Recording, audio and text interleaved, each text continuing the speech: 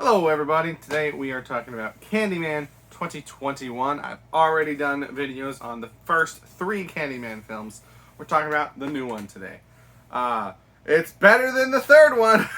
It's not a hard bar to cross. So I'm going to try to get some basic thoughts out first, and then I'll get more into spoilers later. But this one seems much more,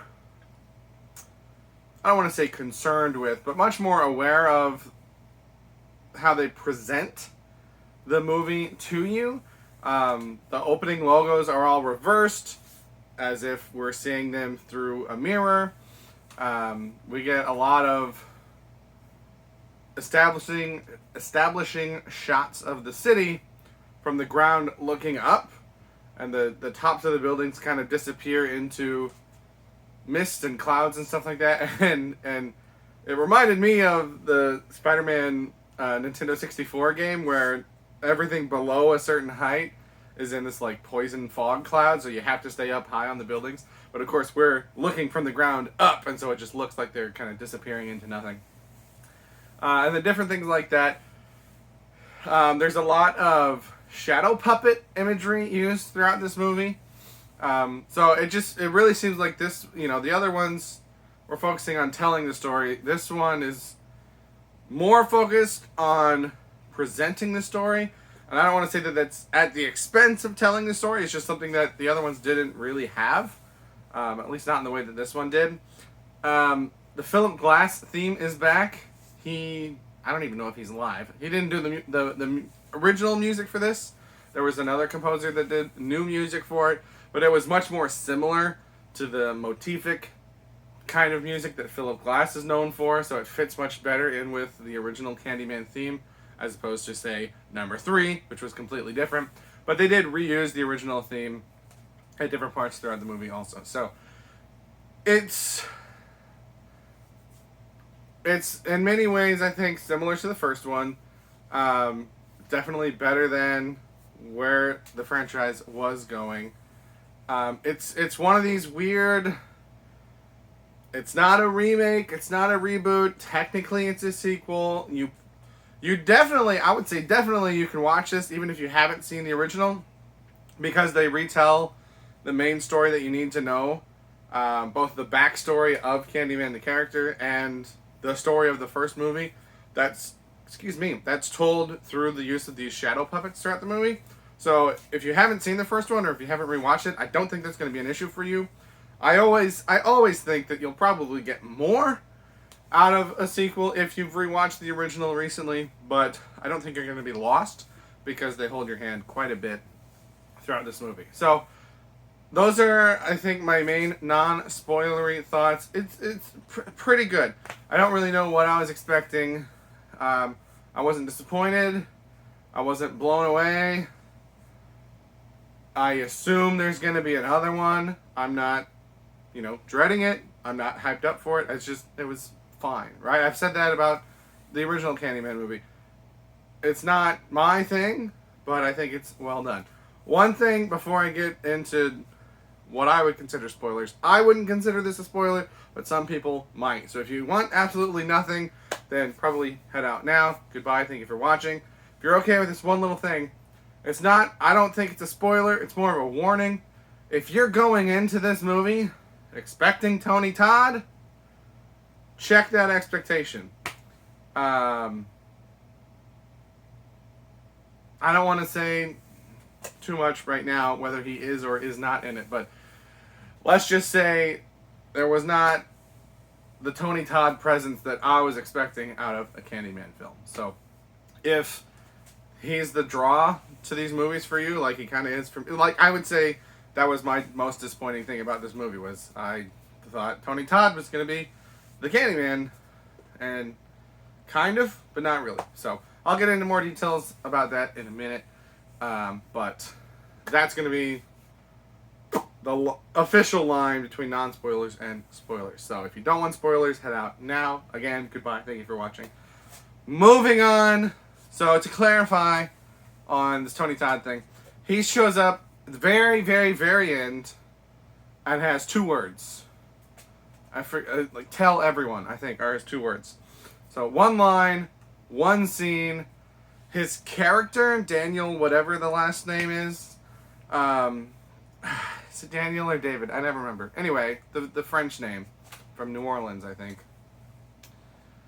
That character is mentioned and his story is told, and he's seen through the use of these shadow puppets throughout the movie, but it's not Tony Todd. And Tony Todd doesn't come in until the very, very end. So you might be thinking, wait, so Candyman doesn't show up until the very, very end? Well, there's like 3 or 4 different Candymen in this. And this is what I don't dislike it. It's just confusing. This movie really shuffles up the lore of this universe. And I know they're ignoring 2 and 3, but they are definitively following 1, because the plot of 1 happened in this. If we're talking spoilers, the baby from 1 that gets abducted is one of the main characters of this movie. And it was one of those things that, like, it was kind of in my head. I don't want to say, like, oh, I called it, I knew it before, but, like, it popped in my head. I was, like, trying to figure out the timeline. I'm like, one of these characters is going to be a returning character somehow. And this movie, as well as some of the other movies, they've got weird flashbacks and weird time jumps, and it's hard to tell exactly when everything takes place, and you don't find out what that flashback was about until later on. So I don't want to say that I, like, called it, but I had a feeling, a strong feeling, that someone in this movie was going to be a returning character, just so much older that we didn't recognize them. And that was the case. It was the baby, and his mother, who we saw in the first one, also returned. I don't know if it's the same actress. It's been a while. She doesn't look, she was a young woman in the original movie. She doesn't look old. That was what, in the 90s? Early 90s? So, 30 years ago? But I watched that original movie a couple weeks ago at this point. I watched them and recorded the videos before, well in advance before I released them. If someone told me that's the same actress, I would believe them. The accent sounded similar to me. Again, I didn't watch it today, but from my recollection, the accent sounded similar. She looked like she could have been the same person. I don't know that she is. I meant to look that up, and I forgot. And it's not important enough for me to know now. Point is, there are a couple returning characters. Helen, who died in the first movie, she's mentioned by name. Her picture is seen. The recordings that she made are heard. And they tell the whole story of the Rottweiler in the first one. And, again, the kidnapping of the baby and the bonfire and everything. And I was a little confused at one point because someone is telling the story of what happened at the fire, and it's not the way that the events happened in the first movie.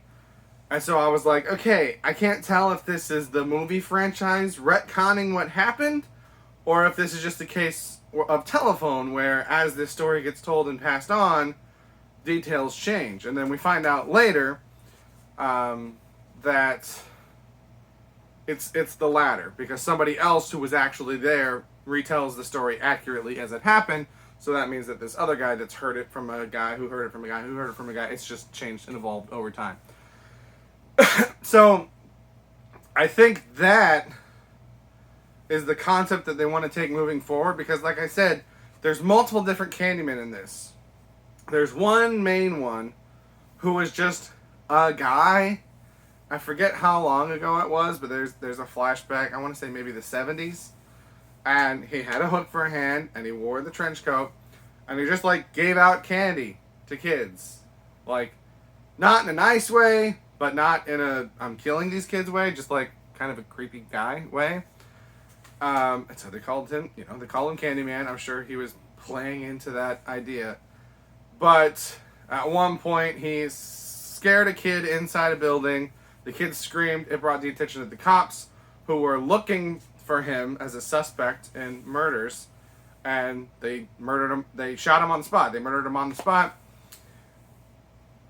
I don't know when this movie was made. It feels like this has more of a George Floyd-esque style message in it than some of the other ones do, but I don't know if that was intentionally done or if that's something that I'm because they all have messages about the racial inequality and the injustice and the communities and how the people that live there are affected by them. That's in all of the movies, or at least the first one and this one. I don't remember 2 and 3 very well. And so I don't know if it's just my brain understanding that this film was made after that, has been very prevalent in our news. It doesn't feel forced throughout most of the movie. I would say towards the end it becomes a little heavy-handed, but I say that as a white guy, so your experience may differ. But for the most part, it doesn't feel like it's overly heavy-handed.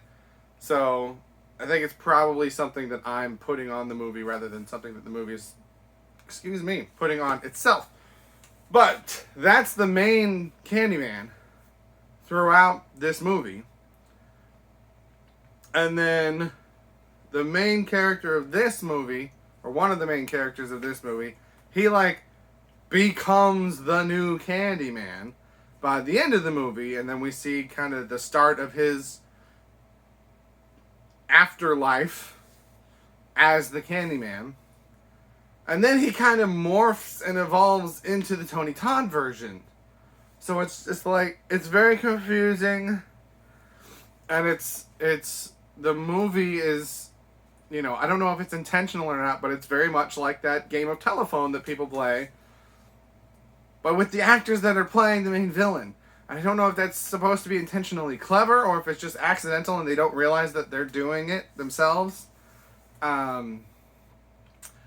There's some mention about Candyman's not the man, it's the hive. And there are other people that are mentioned. I don't remember if they're seen or if it's just puppets, the shadow puppets representing them. But basically it's every generation there's a new one. And this legend lives on, and so people blame that legend, and they find one guy to pin it on for that generation, and then it happens again, and the cycle repeats. But it's unclear to me whether the Tony Todd version is in all of them, or if he's separate, or if he comes and goes. Are there ever any more than one? It's very confusing. And again, I've mentioned in my videos for the other ones, it's hard to tell what is actually happening and what is in the characters' heads. And so that adds a new wrinkle to it when it's in the first movie, all we see is Tony Todd. Is that what Helen saw? Or did she see one of these other victims that got blamed for this? But we, the audience, saw Tony Todd, and he represented the overall, It's very unclear and able to be interpreted in different ways. And to me, it's not in a good way. It's not in take away from, take what you will from it. To me, it's we don't know. We're just kind of doing stuff. So this, it muddies the waters a lot. I think they did it because that will make it easier moving forward. They could do 1, 2, 3 completely different casts, completely different locations, and have it all tie in via the hive mind. So I think that's why they've intentionally muddied the water like this. I don't know if that's going to work out for them or not. By the way, I apologize because I recognize that at some points I'm trying to look at the camera and then at other times I'm looking at myself on the screen. And that's probably weird for you to watch, so I apologize. But yeah, so it's one of those things that I won't definitively know how I feel about it until either we get another one and I see how it plays into that, or we never get another one. And I was like, okay, so they did that thing where and I've talked about this in other videos, it seems like, I don't know that's why they did this, but it seems like they're doing stuff that affects the story of this movie in order to set up future movies that may or may not come. And I think that's not a smart idea. I don't know that that's why they did it this way, but that's what it seems like to me. And it's one of those things where it's if it works out, then going back you can say, okay, well that was really smart of them. But this isn't a huge franchise. This isn't a huge moneymaker, so I don't really see it working out. But what do I know? I don't make movies. Before I forget, I gotta mention. So there was only 3 other people in the theater aside from me. They were a couple rows ahead, so I was pretty isolated. And I don't know if you've ever had just like a random twitch, right? I get them all the time, especially in my feet and my legs. And a lot of what, I talked about in my other videos for Candyman movies, he's inconsistent, right? Sometimes he shows up right away, sometimes he doesn't show up at all, sometimes he shows up minutes or days later, right? He's inconsistent, and he's consistent in his inconsistency, and that continues into this movie. But there are lots of times in this movie where before he shows up, something will move, right? A window will fall down, or something will happen, and it's like a sign of something to come. And I'm sitting there in the theater, and I've got this leg going down, and then this foot up on this leg, and it's just chilling there. And at one point, my foot just twitched. And like, I didn't feel it like you'd feel a normal twitch. Again, I don't know if everybody has that or not, but if you get that, like, usually you can feel it. And I didn't feel it. And it really seemed like something just moved my foot. And again, no one else is around me. And I have never wanted to get up and walk out of a theater more than I did in that moment. Other than when I went and saw Master and Commander because I was so incredibly bored. But I just laid down and took a nap when I saw that movie. But I was scared. Not of the movie, but like, the mindset that it puts you in. I'm just like... And, I haven't mentioned this. This movie, most characters don't actually see him in physical space. He's almost exclusively seen in reflections, which is not something that they did in the last movies. So that's a new, again, like what I was saying, it's a new way of presenting this story. It's very visually interesting. It was neat to watch. But the fact that you can't see him in real space, you have to look at the mirror to see him.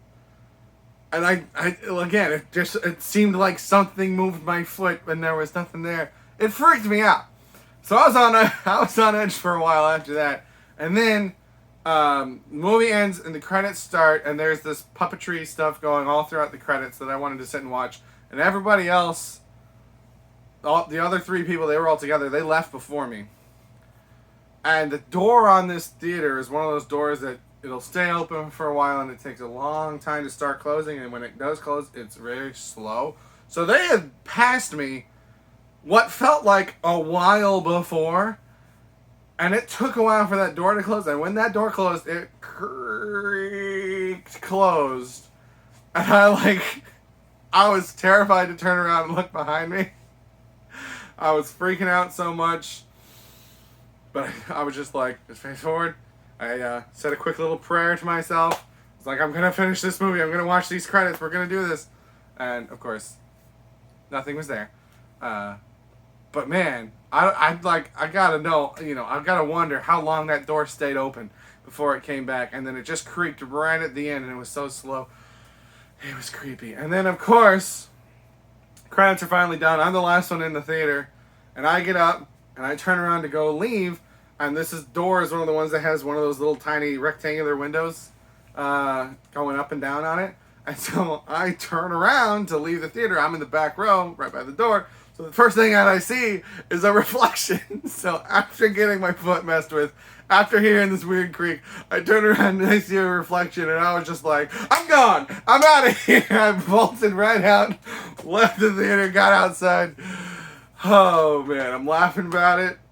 But my brain was going, I'll tell you that much. So that was my experience, right? I got more out of this movie than what this movie gave me. And I'm going to remember that experience from this movie. So those are my thoughts on Candyman 2021. I've got videos up on the first 3 if you want to check those out.